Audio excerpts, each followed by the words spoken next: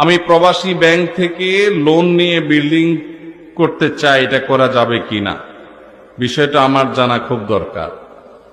আপনি কি প্রবাসী ব্যাংক থেকে নিবেন, না দেশি ব্যাংক থেকে নিবেন, না অন্য কোন নামের ব্যাংক থেকে নিবেন, সেটা বিষয় না। বিষয় হলো সুদভিত্তিক লোন নিলে সেটা হারাম।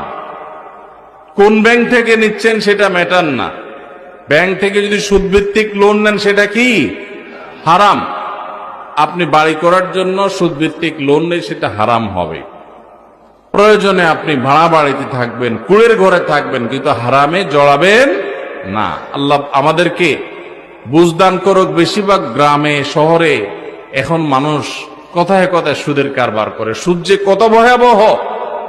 আল্লাহ তাআলা সুদের কারবারকারীকে যুদ্ধের ঘোষণা দিয়েছেন, যুদ্ধের ঘোষণা।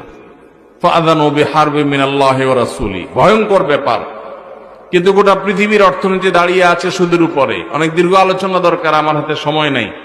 আমি গোটা পৃথিবী সংশোধনের দায়িত্ব নেই নাই, আমি আমার দায়িত্ব নিয়েছি। আল্লাহ আমাকে আমার সময় জিজ্ঞাসা করবে, এজন্য আমি সুদের কারবার করব।